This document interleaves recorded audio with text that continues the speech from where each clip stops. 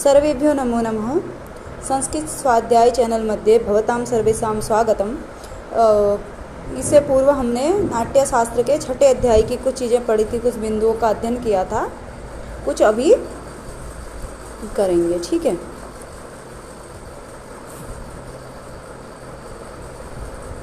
तो रसाध्याय नाम से प्रसिद्ध इस अध्याय में आज का विषय है रस निरूपणम। तत्र रसान एव तावदादौ अभिव्याख्यास्यामः, न हि रसादृते कश्चित् अर्थः प्रवर्तते। तत्र रसान एव तावत् आदौ अभिव्याख्यास्यामः, रसों को ही हम पहले, रसों की ही पहले व्याख्या करेंगे। न ही, क्योंकि रसाद ऋते कश्चित् अर्थ प्रवर्तते, रस के बिना कोई भी अर्थ प्रवर्तित नहीं हो सकता है, इसलिए रस की सर्वप्रथम व्याख्या करेंगे। आगे अब रस का लक्षण क्या है, रस सूत्र भरत मुनि का जो कहा जाता है, तत्र विभावानुभाव व्यभिचारी संयोगाद रस निष्पत्ति ही। उनमें विभाव, अनुभाव और व्यभिचारी भावों के संयोग से रस की निष्पत्ति होती है। भरत मुनि ने रस की निष्पत्ति मानी है। ये रस का सबसे आदि सूत्र है, सबसे महत्वपूर्ण सूत्र है। जो भी रस के विषय में अन्य सूत्र आए वे सब इसी की व्याख्या हैं। तो विभावानुभाव व्यभिचारी संयोगाद रस निष्पत्ति ही, विभाव, अनुभाव और व्यभिचारी के संयोग से रस की निष्पत्ति होती है। इसी निष्पत्ति शब्द को लेकर के चार मत प्रसिद्ध हैं, उत्पत्तिवाद और अनुमितिवाद, भुक्तिवाद और अभिव्यक्तिवाद। तो इसी निष्पत्ति शब्द का अलग अलग अर्थ करके लोगों ने अलग अलग चीज़ें बताई हैं। तो क्या है, सबसे पहले देख लेते हैं भट्ट लोल्लट का उत्पत्तिवाद। विभावानुभाव व्यभिचारी संयोगाद रस निष्पत्ति ही भरत मुनि ने कहा। तो इसी निष्पत्ति शब्द का जो भट्ट लोल्लट इत्यादि हैं उन्होंने क्या कहा, उत्पत्ति बता दिया उसको। तो अभिनव भारती के अनुसार भट्ट लोल्लट के द्वारा रस सूत्र की व्याख्या इस प्रकार की गई है, विभावादि भी संयोगो अर्थात स्थायिनस्ततो रस निष्पत्ति ही। इनका कहना है तत्र विभावश्चित्तवृत्तेः स्थायियात्मिकाया उत्पत्तौ कारणम। इस तरह भट्ट लोल्लट ने संयोगाद पद का अर्थ तीन प्रकार से किया। स्थायी भाव के साथ विभाव आदि के संयोग अर्थात उत्पाद्य उत्पादक भाव संबंध, और अनुभाव के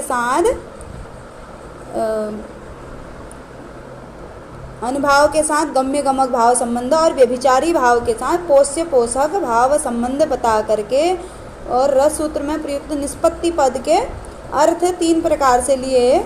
विभाव के साथ स्थायी भाव का संयोग होता है तो उससे रस की उत्पत्ति होती है। अनुभाव के साथ क्या होता है, विभाव के साथ संयोग होता है तो उसको उत्पाद्य उत्पादक भाव संबंध बताया और रस की उत्पत्ति होती है। और अनुभाव के साथ रसस्य प्रतीति ही, रस की निष्पत्ति का अर्थ उन्होंने प्रतीति लिया, गम्य गमक भाव संबंध है। और तीसरा व्यभिचारी के साथ पोष्य पोषक भाव संबंध लेकर से रसस्य निष्पत्ति को पुष्टि बताया। तो इस प्रकार से उन्होंने तीन प्रकार के संबंधों के द्वारा रस की निष्पत्ति को उत्पत्ति बता रखा है। निष्पत्ति शब्द का अर्थ उत्पत्ति किया है। तीन प्रकार के संबंध ये महत्वपूर्ण है, उत्पाद्य उत्पादक भाव संबंध, गम्य गमक भाव संबंध और पोष्य पोषक भाव संबंध। सबसे पहले जो क्या कहा है, विभावानुभाव व्यभिचारी संयोगाद रस निष्पत्ति ही। विभाव के साथ उन्होंने कहा कि उत्पाद्य उत्पादक भाव संबंध, विभाव जो आलम्बन उद्दीपन होते हैं वो रस को उत्पादित करने वाले होते हैं, और अनुभाव जो कटाक्ष इत्यादि जो व्यापार किया जाता है, कार्य जो होता है वे उनको गम्य गमक भाव से रस की उत्पत्ति करने वाला बताया। और तीसरा जो व्यभिचारी होता है उसका पोष्य पोषक भाव संबंध के द्वारा रस की उत्पत्ति करने वाला बताया, यानी कि पुष्टि होती है रस की। यानी कि पहले जो अनुभाव आलम्बन उद्दीपन के द्वारा जो विभाव आलम्बन उद्दीपन के द्वारा जो रस उत्पन्न होता है, फिर कटाक्ष इत्यादि के द्वारा उसको और थोड़ा सा बल मिलता है, और उसके बाद जो व्यभिचारी जो 33 प्रकार के भाव हैं तो उनसे उस रस की पुष्टि होती है। इस प्रकार से उन्होंने 3 प्रकार के संबंधों के द्वारा बताया। विभाव ललना आदि आलम्बन तथा उद्यान आदि उद्दीपन के कारण रति आदि स्थायी भाव उत्पन्न हुआ। कार्यभूत कटाक्ष भुजाक्षेप की प्रतीति से प्रतीति योग्य किया गया, यानी कि जैसे कोई 2 लोग आपस में, एक लड़का या लड़की हैं, तो उनको देख करके हमें पता चलेगा कि ये आपस में किस प्रकार का इनका संबंध है, ये आपस में प्रेमी प्रेमिका हैं। तो उसके बाद फिर वो जिस तरह का व्यापार कर रहे हैं उससे थोड़ा सा और उस रस को जो है प्रतीति होगी उसकी, यानी कि हम एक अनुमान लगाएंगे कि हो सकता है ये प्रेमी प्रेमिका हो। उसके बाद तृतीय स्तर पर जब उनके मुख मुद्राएं जो या उनकी आँखों में या उनके मुख पर देखेंगे तो उससे पुष्टि हो जाएगी कि ये इस प्रकार का इनका संबंध है। तो ये 3 प्रकार के उन्होंने बताए। सबसे पहले उत्पाद्य उत्पादक भाव हो जाएगा, विभाव के साथ आलम्बन उद्दीपन जो होते हैं, जो रति आदि जो स्थायी भाव होते हैं वे उसको उनमें उत्पत्ति होगी। उसके बाद जो व्यापार होगा, कार्यभूत कटाक्ष भुजाक्षेप इत्यादि जो अनुभाव होगा उससे प्रतीति होगी। और जो फिर व्यभिचारी होते हैं, मुखों पर जिस प्रकार की मुद्राएं आती हैं, 33 प्रकार के जो व्यभिचारी भाव हैं, तो उनके द्वारा क्या होगा, फिर उसकी पुष्टि हो जाएगी। तो इस प्रकार से रस को 3 प्रकार से उन्होंने बताया है।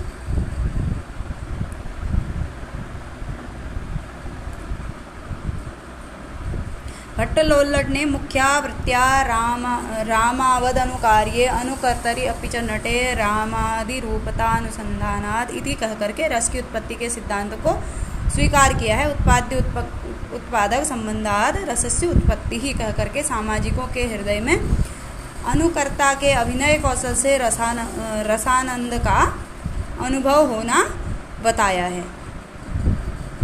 ये सिद्धांत तो उतना स्पष्ट नहीं हो पाया। इन्होंने बोला कि उत्पत्ति होती है, परंतु कहाँ होती है, किसमें रस की उत्पत्ति होती है, तो इसको स्पष्ट नहीं कर पाए। इस कारण से फिर अगले अन्य लोगों ने इनके मतों का खंडन कर करके अपने मत को रखा। दंडी आदि प्राचीन आचार्यों ने भी यही सिद्धांत माना है। जो दंडी इत्यादि हैं वे भी भट्टलोल्लट के समर्थक हैं। दंडी ने काव्यादर्श नामक अलंकार ग्रंथ में कहा, रति ही श्रृंगारताम गता रूप बाहुल्य योगेन अधिरूह्य पराम कोटिकोपो रौद्रात्म ताम गतः। इस प्रकार से उसके बाद आगे जो शंकुक हैं उन्होंने अनुमितिवाद का सिद्धांत दिया। ये न्यायिक थे। इससे पहले जो उत्पत्तिवाद वाले थे वे मीमांसक थे।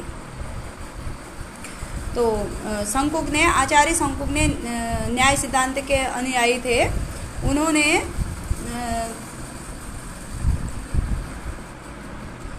जो भरत ने विभावानुभाव व्यभिचारी संयोगाद रस निष्पत्ति ही कहा था, तो उस निष्पत्ति को रसस्य अनुमिति ही अर्थ किया।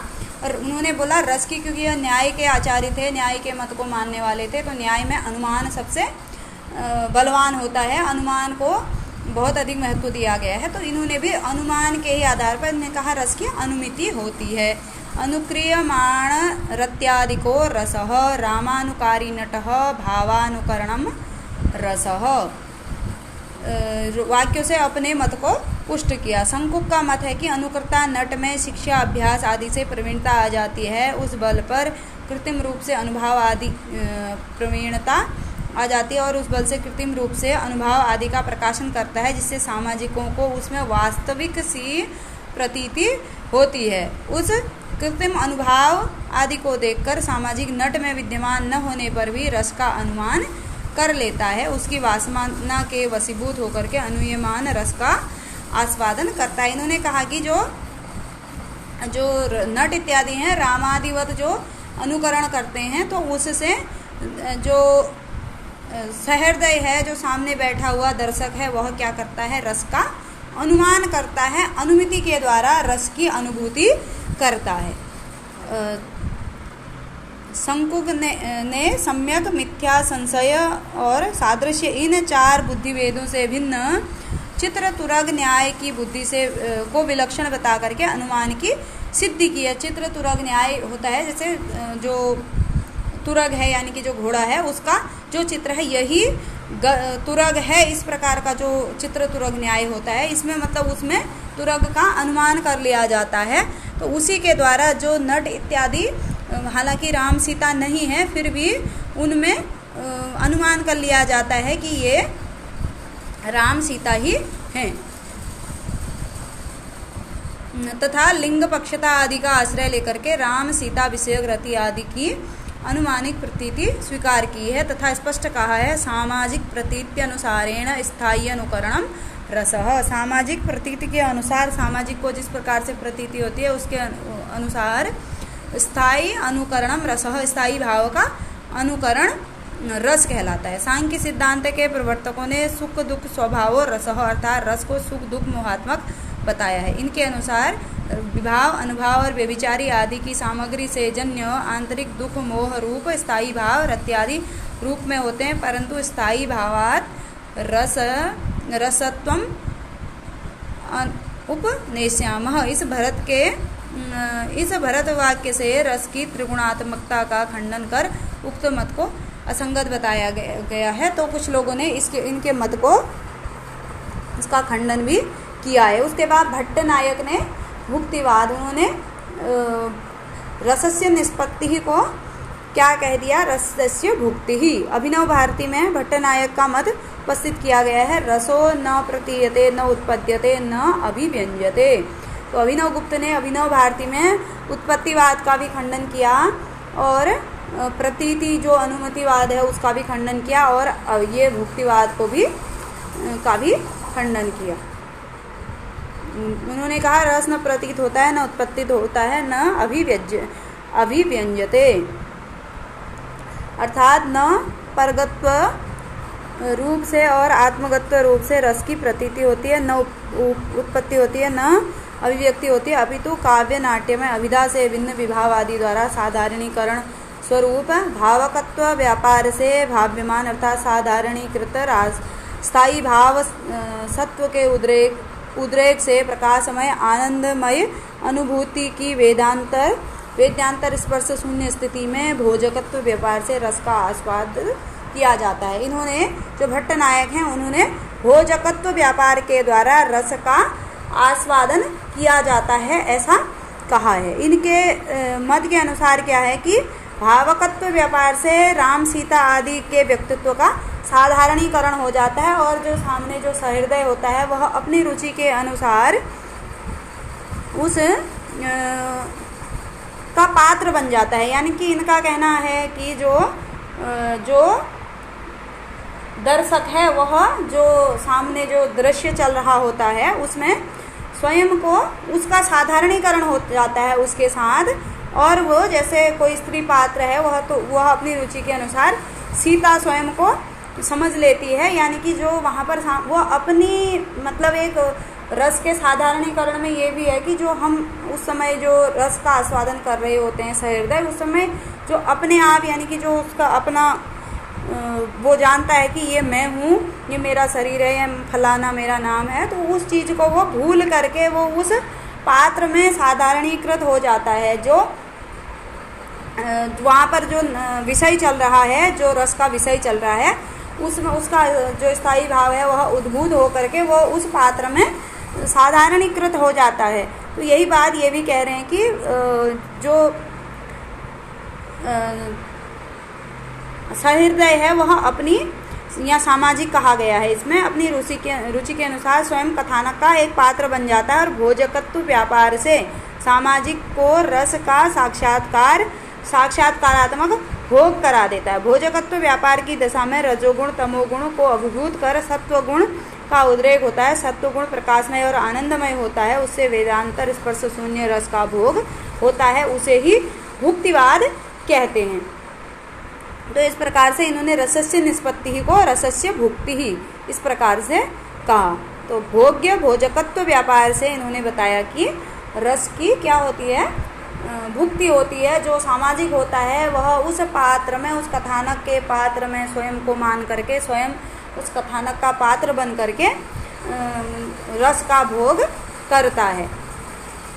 उसके बाद जो अभिनव गुप्त हैं उन्होंने अभिव्यक्तिवाद कहा। आचार्य अभिनव गुप्त ने रस सूत्र की विपत्ति में पहले उत्पत्तिवाद, अनुभूतिवाद और भुक्तिवाद के साथ दंडी और सांख्यादि के मतों का खंडन करके अपने मत का स्थापन किया है। उन्होंने रसस्य निष्पत्ति ही व्यंग्य व्यंजकत्व भाव संबंधात रसस्य अभिव्यक्ति ही अर्थात नाट्य और काव्य में उपकरणों द्वारा साधारणीकृत होकर के देश काल स्वपर व्यक्तिवादी राग द्वेष चेतना इत्यादि से मुक्त होकर के रति आदि भाव आस्वाद्य और सुखमय प्रतीति के साधन बन जाते हैं। ऐसा कहा है। रसास्वादन में रस की प्रतीति तो सहृदय या सामाजिक की आत्मा करती है। उन्होंने कहा कि सामाजिक की जो आत्मा है वह रस की प्रतीति करती है। आत्मा को आनंद की प्राप्ति होती है। जो साधारणीकरण है वह केवल एक व्यक्ति का न हो करके व्यष्टि रूप क्या होता है, समष्टि रूप में होता है। व्यष्टि रूप में न हो करके समष्टि रूप में होता है, यानी कि सभी दर्शकों का साधारणीकरण होता है। जो भुक्तिवाद वालों ने कहा है, उन्होंने कहा है कि व्यक्ति अपने रुचि के अनुसार कथानक का पात्र बन जाता है, यानी कि उन्होंने एक व्यष्टि की बात की है, लेकिन इन्होंने समष्टि की बात की, यानी कि समस्त सभी लोगों को, सभी सामाजिक जितने हैं उनके चित्त में जो पूर्व का संस्कार होता है, क्योंकि जो स्थायी भाव होते हैं 8 प्रकार के, वो उस किसी भी सहृदय के हृदय में पहले से ही उसके अंदर विद्यमान रहते हैं। विभाव, जो भरत मुनि ने कहा कि विभाव अनुभाव व्यभिचारी संयोगात, उनको बाहर का विभाव अनुभाव और व्यभिचारी का संयोग मिल जाता है, तो उससे क्या होता है, वो जो अंदर जो स्थायी भाव होता है वह उद्भूत होकर के बाहर निकल जाता है और रस की उत्पत्ति हो जाती है। तो यहाँ इन्होंने अभिव्यक्ति कहा, जो अंदर जो भाव विद्यमान है वह विभाव अनुभाव और व्यभिचारी के संयोग से अभिव्यक्त हो जाता है। तो इनका कहना है कि जो समष्टि रूप में साधारणीकरण, यानी कि एक समय में एक जहाँ पर नाट्य का मंचन चल रहा है या फिर जहाँ पर भी कोई दृश्य जिस रस से संबंधित आ रहा है, तो वहाँ पर जितने दर्शक हैं उन सब का क्या होता है, साधारणीकरण हो जाता है। और एक ही समय में, जैसे क्या होता है, कोई करुण दृश्य चल रहा है तो सभी दर्शक जो हैं एक ही समय में उनको रोना आ जाएगा या उनके आंखों से आंसू निकल जाएंगे। करुण रस की उत्पत्ति उन सब में एक ही समय में होगी। तो प्रत्येक सामाजिक के चित्त में प्राक्तन संस्कार या वासना के रूप में स्थित स्थायी भाव काव्य नाट्य आदि में तद विभाव आदि के प्रभाव से उद्भूत हो जाते हैं। उस दशा में ब्रह्म स्वाद की तरह अनुभूति का विषय बनने वाला अलौकिक चमत्कारी वह स्थायी भाव रस रूप में अभिव्यक्त होकर के सामाजिकों को आनंद प्रदान करता है। आचार्य अभिनव गुप्त के अनुसार विभाव का विभावम, अनुभाव का अनुभावन तथा व्यभिचारी का समनुरंजन व्यापार या कार्य करता है। उससे उद्भूत अंतश्चेतन में वासना रूप में स्थायी भाव रस रूप में अभिव्यक्त हो जाता है। तो इस प्रकार से फिर आगे उन्होंने कहा कि अभिनव गुप्त ने जो रस को अलौकिक बताया, अलौकिक चमत्कारी वह स्थायी भाव। तो को दृष्टांत यहाँ पर पूछ रहे हैं कि इसको अलौकिक चमत्कारी कह रहे हैं, तो यहाँ पर कौन सा दृष्टांत है। अत्र आह तथा यथा ही नाना व्यंजन औषधि द्रव्य संयोगात रस निष्पत्ति ही तथा नाना भावोपगमात रस निष्पत्ति ही। जैसे यहाँ पर कह रहे हैं कि जैसे नाना औषधि व्यंजन औषधि द्रव्य संयोगात, विभिन्न प्रकार के व्यंजन औषधि इत्यादियों के संयोग से रस किसे कहा गया, जो लोक में अम्ल लवण कटु कषाय तिक्त प्रकार के 6 जो रस हैं लोक में, उन 6 रसों की उत्पत्ति जैसे विभिन्न व्यंजनों और औषधि के संयोग से होती है, उसी प्रकार से नाना भावोपगमात रस निष्पत्ति, विभिन्न प्रकार के भावों के उपगमन से रस की अथवा संयोग से काव्य में रस की निष्पत्ति होती है। जो ये यहाँ पर नाना भावोपगमात रस निष्पत्ति, जो ये रस कहा गया है काव्य का रस है, और जो नाना व्यंजन औषधि द्रव्य संयोगा रस निष्पत्ति है, ये लोक में जो अम्ल लवण कटु कषाय तिक्त 6 प्रकार के रस हैं उनकी बात है। यथा ही गुणादिभिः द्रव्यैः व्यंजनैः औषधिभिश्च षड्वादयो रसा निवर्तन्ते, तथा ही नाना भावोपगता अपि स्थायिनो भावा रसत्वम आप्नुवन्ति। जिस प्रकार से गुणादिभिः व्यंजन औषधिभिश्च, गुण आदि व्यंजन औषधि द्रव्यों के संयोग से 6 रस जो अम्ल लवण कटु कषाय इत्यादि 6 रस निष्पन्न होते हैं, उसी प्रकार से विभिन्न प्रकार के भावों के संयोग से नाना भावोपगता स्थायिनो भावाः, स्थायी भाव रसत्वम आप्नुवन्ति, रस को प्राप्त होते हैं। जिस प्रकार से गुण इत्यादि विभिन्न व्यंजन औषधियों के द्वारा जो 6 प्रकार के रस हैं वो उत्पन्न होते हैं, उसी प्रकार से जो विभिन्न भावों के द्वारा विभिन्न भावों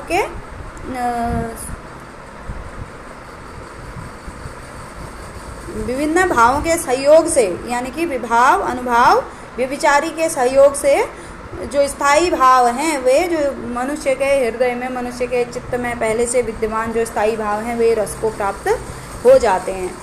रस इति कह पदार्थ, रस क्या पदार्थ है, या रस कौन सा पदार्थ है? उच्यते आस्वादित्वात्, आस्वादित किया जाने वाला रस है। जिसको आस्वादित किया जाता है वह रस है। किसी ने बोला कि रस क्या है, जैसे लोक में तो हमें पेय पदार्थ रस के रूप में दिख जाएगा, भौतिक रूप में उसको हम गिलास में डाल सकते हैं, या उसको पी सकते हैं, या देख सकते हैं, छू सकते हैं। तो यहाँ पर अब रस क्या है? तो जिसको आस्वादित किया जाता है वह रस है। कथम आस्वाद्यते, कैसे आस्वादित उसको किया जाता है? तो यथा ही नाना व्यंजन संस्कृत अन्नम भुंजाना रसान आस्वाद्यन्ति, जिस प्रकार से नाना व्यंजन संस्कृतम अन्नम भुंजाना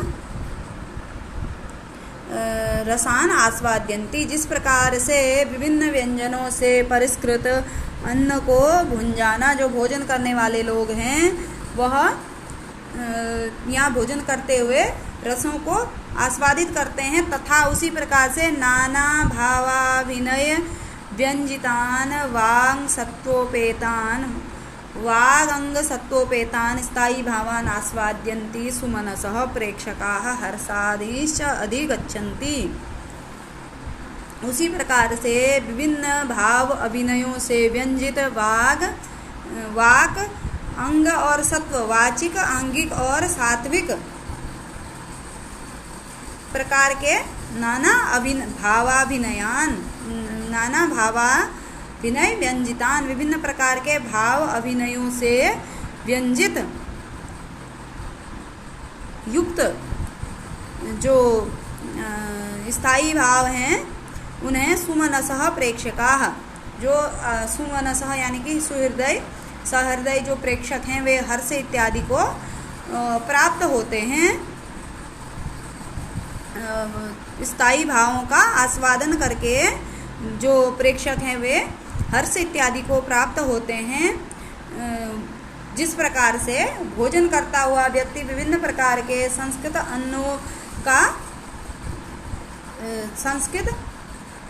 अन्नों के रसों को आस्वादित करता है, उसी प्रकार से विभिन्न प्रकार के भाव अभिनय यानी कि आंगिक, वाचिक और सात्विक अभिनयों से अभिव्यंजित स्थायी भावों का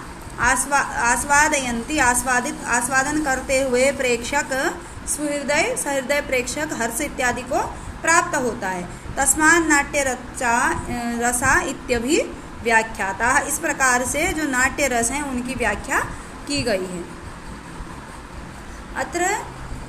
अनुवंशई श्लोकौ भवतः, तो अनुवंशई यानी कि अनुवंशयो श्लोकौ भवतः, दो अनुवंश से यानी कि वंश परंपरा से, शिष्य गुरु शिष्य परंपरा से दो श्लोकौ कहा गया है, तो द्विवचन है, श्लोक प्राप्त होते हैं। यथा बहुद्रव्ययुतै व्यंजनैः बहुर्वियुतम् आस्वाद्यन्ति भुञ्जाना भक्तं भक्तविदो जनाः भावाभिनयसम्बद्धान् स्थायी भावास्तथा बुधा आस्वाद्यन्ति मनसा तस्मात् नाट्यरसाः स्मृताः। कह रहे हैं कि यथा जो बात पहले कही गई है उसी प्रकार से विभिन्न बहुद्रव्ययुतै व्यंजनैः बहुर्वियुतम्, विभिन्न प्रकार के, यथा अन्वय ही देख लेते हैं। यथा भक्तविदः जना बहुद्रव्ययुतै बहुवि व्यंजनैः युक्तं भक्तं भुञ्जाना आस्वादयन्ति, तथा उसी प्रकार से बुधाः भावाभिनय संबद्धान स्थायी भावान मनसा आस्वादयन्ति तस्मात् नाट्य रसा स्मृता। वही बात है, जिस प्रकार से विभिन्न प्रकार जो भोजन करने वाले लोग हैं वे विभिन्न द्रव्यों से युक्त, विभिन्न व्यंजनों से युक्त भोजन का आस्वादन करते हैं, उसी प्रकार से विभिन्न प्रकार के भावों से, विभिन्न प्रकार के भावों और अभिनयों से युक्त स्थायी भावों का बुधाः बुद्धजन मनसा आस्वादयन्ति, मन से आस्वादन करते हैं।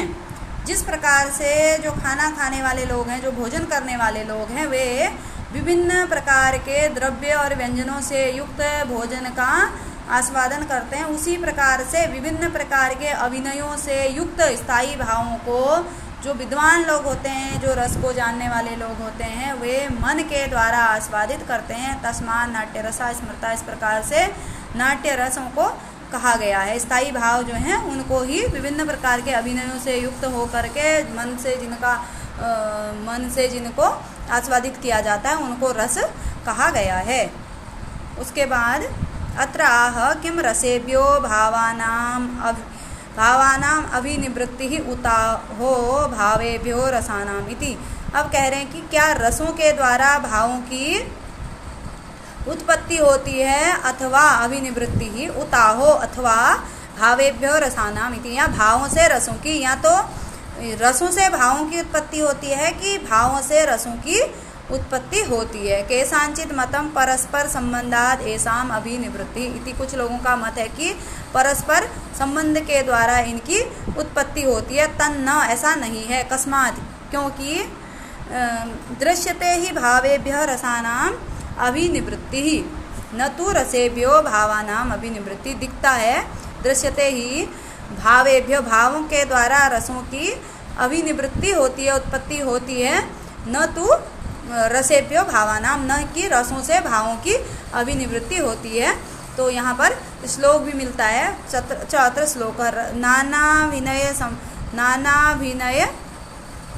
संबंधात् भावयन्ति रसान् इमान् यस्मात् तस्मात् अमी भावा विज्ञया नाट्य प्रयोक्तिभिः। यस्मात् नाना अभिनय संबंधान् इमान् रसान् भावयन्ति ही तस्मात् नाट्ययोक्तृभिः अमी भावा विज्ञेयाः।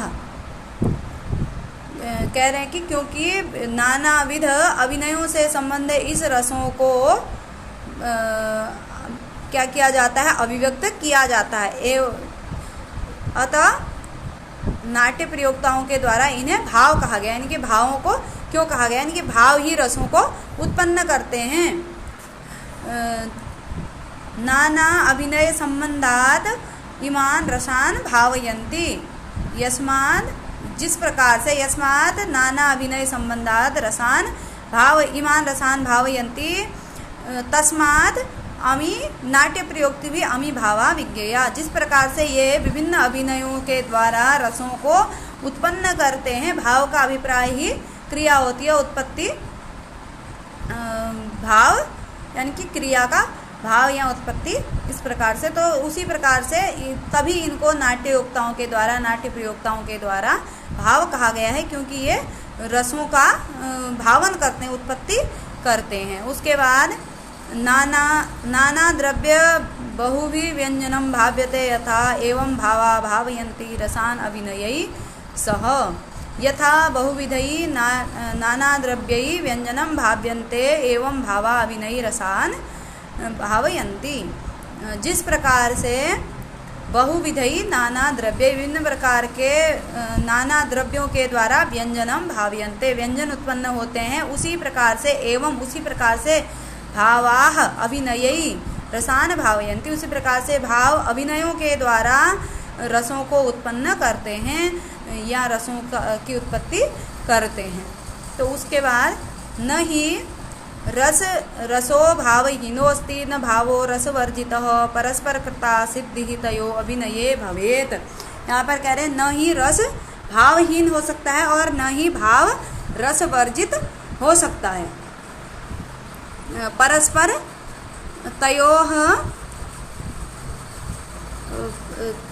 तयोः परस्पर कृता सिद्धि अभिनये सिद्धि भवेत। उन दोनों में तयोः मतलब रस और भाव रस भावयोः रस और भाव का जो अन्योन्याश्रय संबंध से ही अभिनय की सिद्धि होती है, यानी कि रस और भाव के द्वारा ही रस के और भाव के परस्पर संबंध के द्वारा ही क्या होती है, अभिनय की सिद्धि होती है। उसके बाद थोड़ा सा यहाँ पर PDF में कटा है, तो पुस्तक से पढ़ करके बताने का प्रयास करूँगी।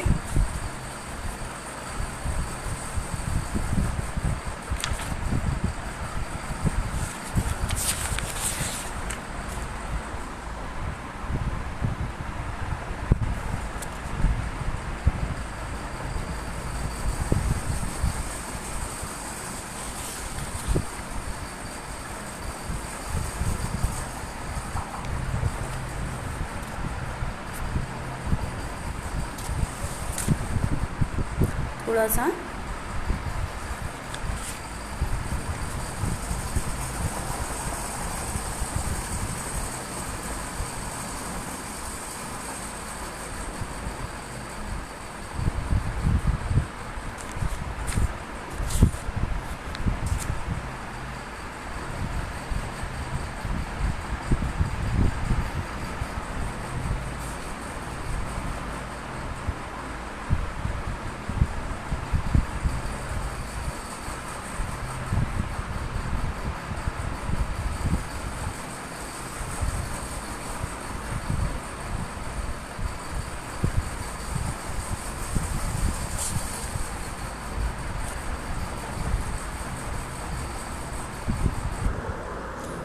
तो 36वां और 37वां श्लोक रह गया था इसमें, 37वां 38वां।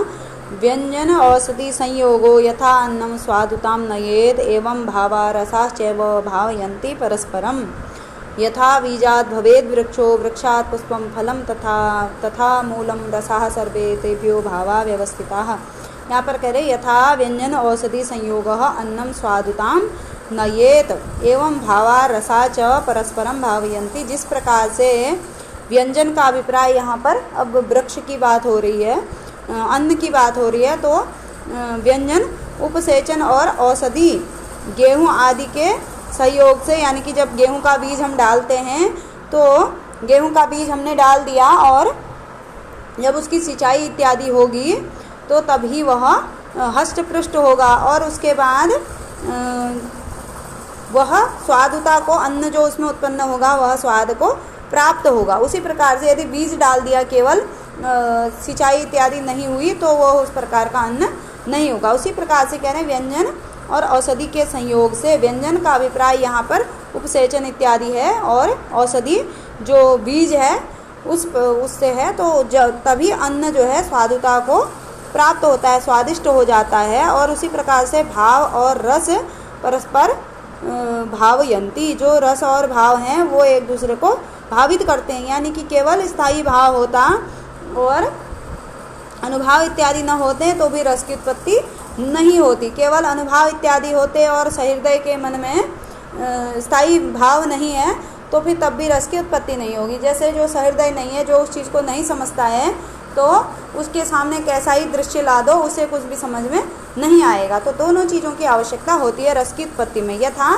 बीजाद भवेद वृक्षः वृक्षात् पुष्पम फलम तथा, जिस प्रकार से बीज से वृक्ष होता है, वृक्ष से पुष्प फल इत्यादि होते हैं, तथा मूलम रसाः, उसी प्रकार से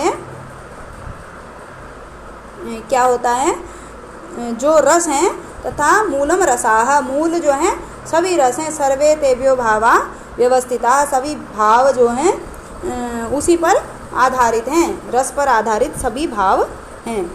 तो उसके बाद अगला देखेंगे, तदेषां रसानाम् उत्पत्तिः वर्ण देवता देवत निदर्शनान्य अभिव्याख्यास्यामः, तेषाम् उत्पत्ति हेतवश्च चत्वारो रसाः तद यथा श्रृंगारो रौद्रो वीरो विभत्स इति।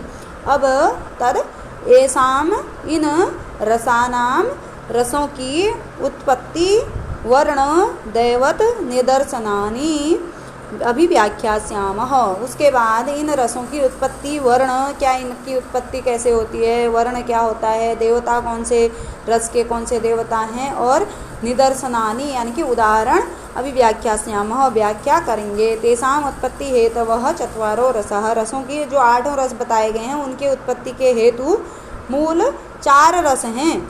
यथा जैसे वो कौन कौन से, तद यथा श्रृंगारो रौद्रो वीरो विभत्स, श्रृंगार रौद्र वीर और विभत्स 4 प्रकार के मूल रस हैं। श्रृंगार रौद्र वीर और विभत्स, और फिर 4 अन्य रस जो हैं श्रृंगार से हास्य की उत्पत्ति होगी, रौद्र से करुण रस की उत्पत्ति होगी, वीर से अद्भुत रस की उत्पत्ति होगी, और विभत्स से भयानक रस की उत्पत्ति होगी। तो अगले श्लोक में कह रहे हैं, श्रृंगारादि भवेत हास्यो रौद्राच्च करुणो रसः वीराच्चैव उत्पत्ति विभत्साद भयानकः। श्रृंगार से हास्य की उत्पत्ति होती है, रौद्र से करुण रस की उत्पत्ति होती है, वीर से अद्भुत रस की उत्पत्ति होती है, और विभत्साद भयानक, विभत्स से भयानक रस की उत्पत्ति होती है। इस प्रकार से 4 मूल रस हैं, श्रृंगार, रौद्र, वीर और विभत्स रस। और श्रृंगार से हास्य, रौद्र से करुण, वीर से अद्भुत और विभत्स से भयानक रस की उत्पत्ति होती है।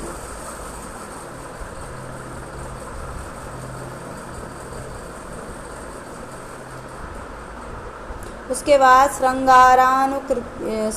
श्रृंगारानुकीर्तिर्या तो हास्यस्तु परिकीर्तितः रौद्रस्यैव च यत्कर्म सगेय करुणो रसः।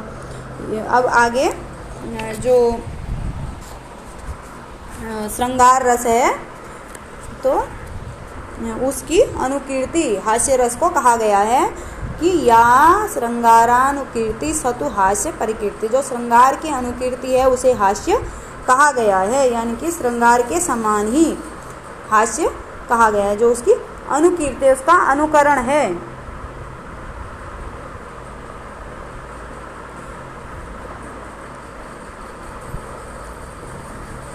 और रौद्रस्य एव यत् कर्म सगेय करुणो रसः, जो रौद्र का कर्म है उसे करुण रस समझना चाहिए। और वीरस्यापि यत् कर्म सो अद्भुत परिकीर्त, जो वीर का कर्म है वह अद्भुत नाम से प्रसिद्ध है, अद्भुत रस कहा गया है। और विभत्स दर्शनम यच्च गेयः सतु भयानक, जो विभत्स रस का जहाँ पर दर्शन होता है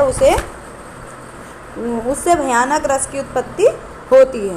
तो इस प्रकार से किस रस से किसकी उत्पत्ति हो रही है ये बताया गया। उसके बाद पहले कहा कि उत्पत्ति का कारण बताएंगे, उसके बाद वर्ण की बात करेंगे। तो श्यामो भवति श्रृंगारसितो हास्यः परिकीर्तितः कपोतो करुणश्चैव रौद्रो रक्तो रौद्रः परिकीर्तितः गौरो वीरस्तु विज्ञेयः कृष्णश्चैव भयानकः नीलवर्णस्तु विभत्सः पीतश्चैव अद्भुतः स्मृतः। कि क्या कहा गया है, श्यामो भवति श्रृंगारः, श्रृंगारः श्यामः भवति, श्रृंगार रस श्याम वर्ण का होता है। सितो हास्यः परिकीर्तितः, सित मतलब होता है श्वेत, हास्य रस जो है श्वेत होता है।